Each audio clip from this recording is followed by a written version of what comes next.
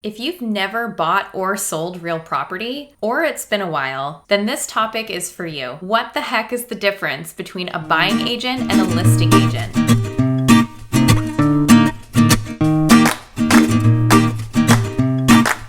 Hi, I'm Rita, a realtor in Nanaimo whose job it is to help people like you decide if relocating to beautiful Vancouver Island is the right move by sharing my experience and knowledge. I wanted to make this video because I get asked all the time how my role changes when representing a buyer and a seller. There are some key differences with each role, but let me begin with the similarities when representing a client in a real estate transaction. For starters, we're able to do both.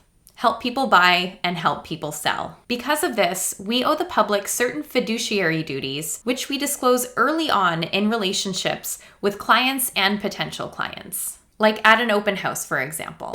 These duties are loyalty. We will only act in your best interest. Full disclosure. We must tell you everything we know, which might influence your decision making. Confidentiality. What you say to me remains private forever. And to avoid conflicts of interest. For example, if I'm selling your home and a buyer of mine wants to purchase your home. This is especially important as dual agency or representing both sides of the transaction is not allowed in BC.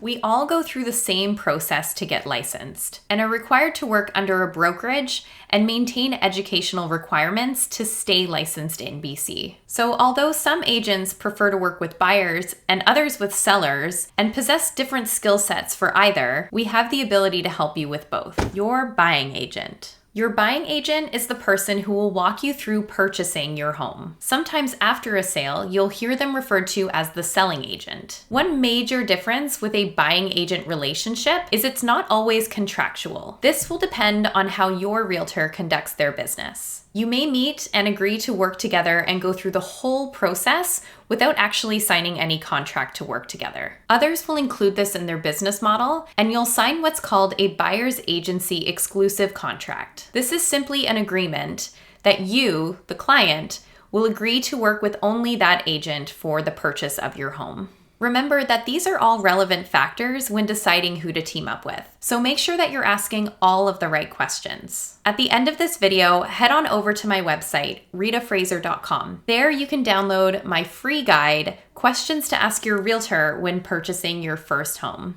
Something to remember is that the commission paid to a buying agent is done so from the seller side of the transaction. So though usually you aren't paying them directly, this is important to know if you decide to purchase a for sale by owner or a house being represented by a discount brokerage. The commission or the difference of commission that your agent charges, and there are no set standards, will still need to be paid, which probably means you'll be responsible. Your buying agent will be your go-to person when you want to view homes, as they'll organize showings and go with you, and negotiate on your behalf once you've found the home that you'd like to offer on. They'll walk you through the writing of your contract, to the steps you take after your offer is accepted, all the way to completion and ultimately possession day. Your listing agent. The agent you choose to represent you and your best interests in the sale of your home is called a listing agent or a seller's agent. Contrary to a buyer's agency relationship, once you found the realtor you'd like to work with for the sale of your home, you'll be presented with what's called a listing agreement, which is a contract. This contract is between you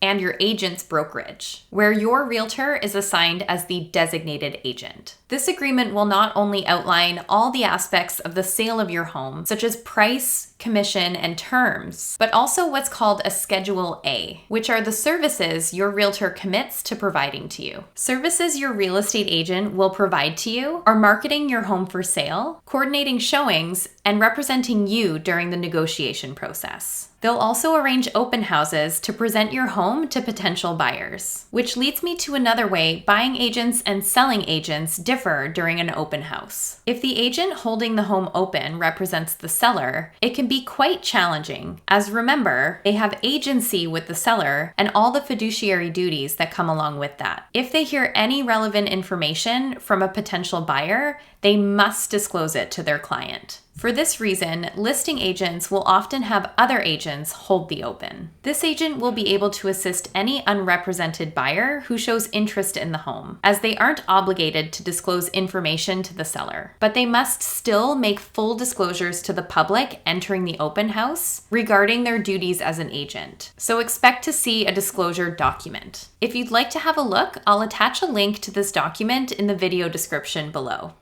Hopefully this helped clarify your real estate agent's role, whatever side of the transaction you're on. I'm open to any questions you might have, so feel free to leave a comment below. Don't forget to like this video if it's helped, and subscribe if you're enjoying this content, as I update my channel weekly. Thanks so much for watching, and I'll see you next time.